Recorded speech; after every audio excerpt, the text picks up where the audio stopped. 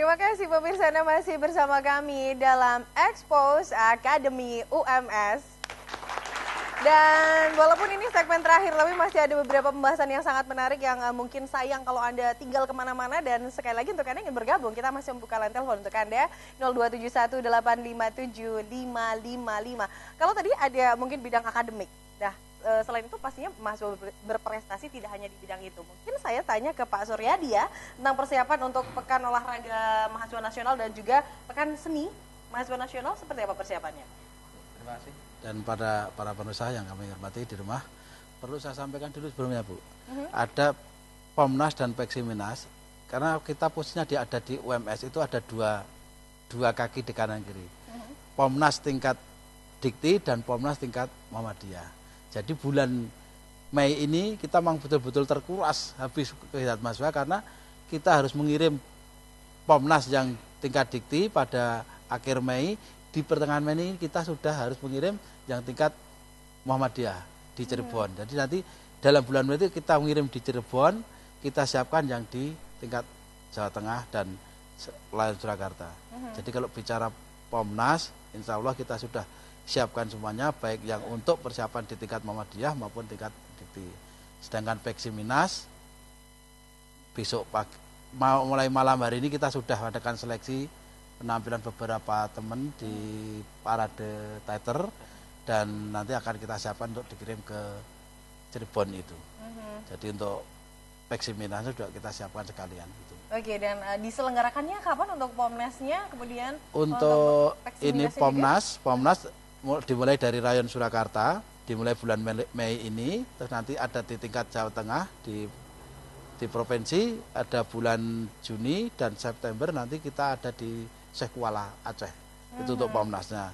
Sedangkan Peksiminasnya ini baru digodok, tapi kita baru mengikuti Peksiminas karena tahunnya lain, Mbak. Tahun ini tahun Pomnas, untuk tahun yang akan datang itu Peksiminas. Nah, kita di tahun ini justru dapat Peksiminas yang Muhammadiyah akan dilakukan 16 sampai 18 teater ini ya. Ya, Juni ini di Universitas Muhammadiyah Cirebon. Insya Allah akan dibuka langsung oleh Prof. Tim, Bapak Pimpinan Pusat Muhammadiyah. Kemudian untuk Pomnasnya akan mengirimkan dalam bidang atau apa saja ini? Kita ada 8 cabang. 8 cabang?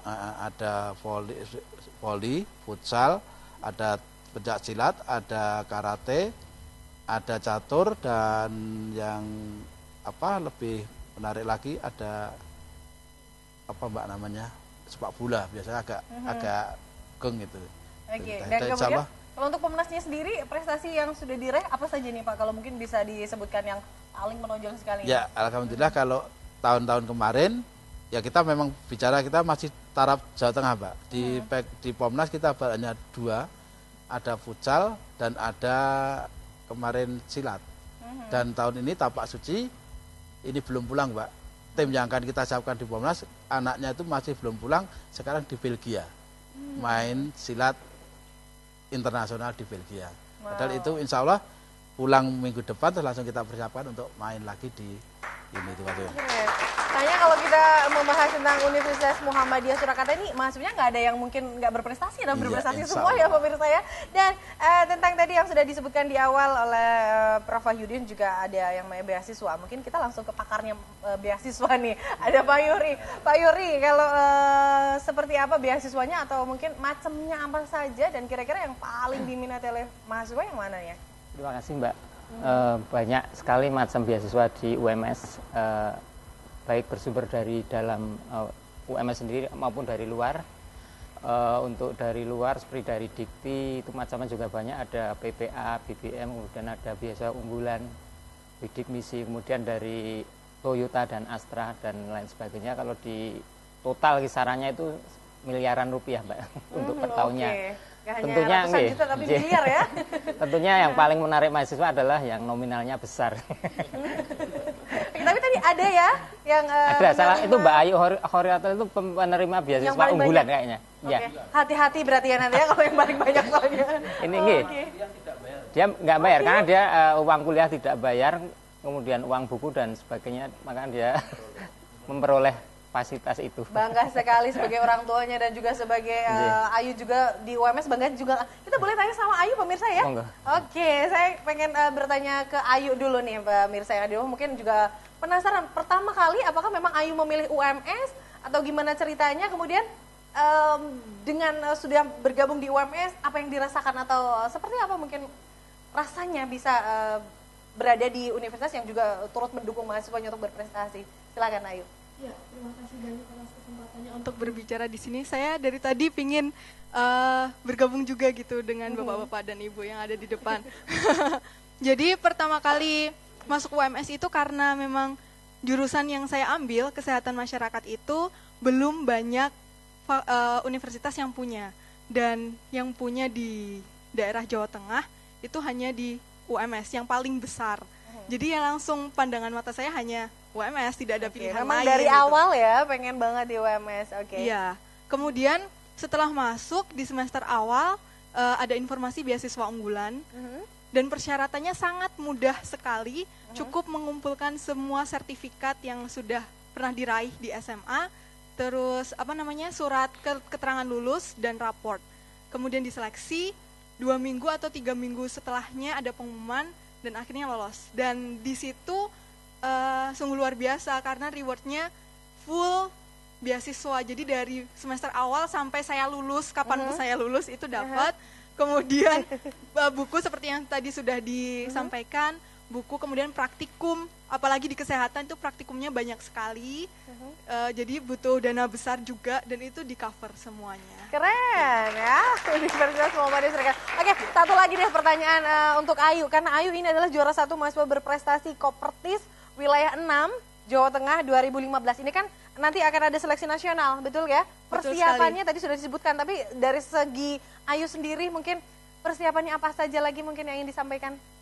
Pastinya kesehatan karena rawan sekali musim pancaroba juga, kesehatan. Kemudian yang kedua paper karena passion pribadi saya adalah di research. Jadi saya lebih mengedepankan paper dibandingkan dengan aktivitas yang lain. Dan karena saya aktivis juga, bimbingannya Pak Suryadi juga.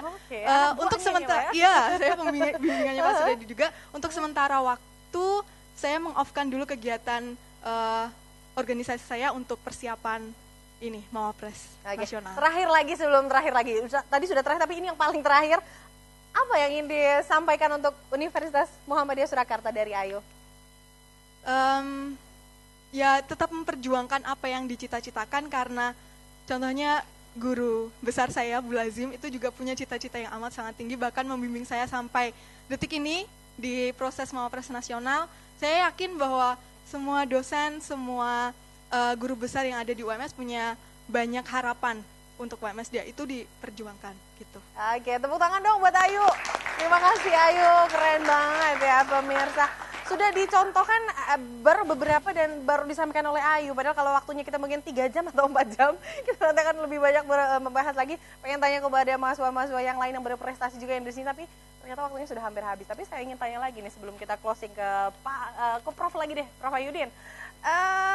Kedepannya pastinya akan apalagi terkait dengan wacana keilmuan dan keislaman. Kira-kira apa sih yang mungkin pemirsa yang ada di rumah harus nih memilih UMS karena ini nih UMS. Apa yang ingin lebih ditonjolkan atau diberikan untuk masyarakat Surakarta, bahkan Indonesia atau bahkan internasional?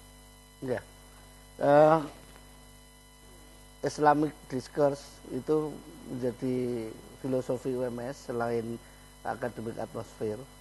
Jadi wacana keilmuan, wacana keislaman itu menjadi kekhasan dari UMS sampai diderive dari filosofi itu ke Renstra, tuntutannya juga begitu, ke program kerja sampai kurikulum-kurikulumnya. Sehingga mahasiswa itu dari rekrutmen itu sudah dipersiapkan orientasi mahasiswa itu juga sekaligus pengembangan kader. Kader sebagai Islamic discourses tadi, sebagai dia mahasiswa yang punya amanat sebagai khalifah untuk merubah dunia ini, bahwa semua aktivitasnya itu untuk mencapai tujuan the idea of life-nya, tujuannya adalah libtigok mardotillah. Itu ridho Allah itu hanya bisa dipenuhi kalau keilmuan itu harus juga dibakari dengan keislaman tadi. Dan inilah yang kemudian menumbuhkan alumnus UMS itu dari langkahnya tahu, oh ini alumni UMS. Karena apa? Dia akan akhlakul karimah. Dia akan peduli dan akan memberikan solusi optimal setiap permasalahan yang dihadapi dimanapun dia berada. Keren ya. Jadi setiap ada masalah muncul, nah, kok mesti ada orang tampil pertama itu memberikan UMS solusi optimalnya. Jadi langkahnya kita UMS. Gitu. Baik, karena waktu sudah habis, kesimpulan dan yang ingin disampaikan untuk pemirsa yang ada di rumah, silahkan Pak. Ya, ini kami berterima kasih pada masyarakat yang mempercayai UMS sebagai lembaga pendidikan yang sampai sekarang kita itu di saat perguruan tinggi yang lain cari mahasiswa sulit, kita itu membatasi, artinya itu trust dari masyarakat itu bagi kami adalah amanat yang akan kami laksanakan dengan cara bagaimana proses input sampai output mahasiswa menjadi alumni itu menjadi manusia yang berguna di masyarakat sehingga bisa membentuk masyarakat utama gitu ya. Masih. Baik. Gitu. Terima kasih sekali Prof. Marsudi. Keundangan buat UMS. Terima kasih Ibu Lazim, Pak Yuri, Pak Anto, Pak Suryadi. Terima kasih atas waktu yang sudah disediakan untuk bergabung bersama kita. Dan sekali lagi Anda masih bingung, kayaknya sudah enggak deh kayaknya. Kalau sudah melihat acara ini, Anda langsung buka websitenya kalau ingin melihat lebih detail di www.ums.ac.id atau langsung datang di UMS untuk mendaftarkan. Bagi para calon mahasiswa baru silahkan bisa langsung datang di Universitas Muhammadiyah Surakarta. Banyak prestasi, banyak fasilitas, banyak pokoknya banyak sekali yang bisa Anda dapatkan di UMS. Terima kasih atas perhatian Anda. Saya Rinita Gunawan. Selamat malam TA TV masa kini dan tetap berbudaya. Dan sekali lagi terima kasih untuk yang sudah datang dan yang ada di sini. Tepuk tangan sekali lagi dan sampai jumpa.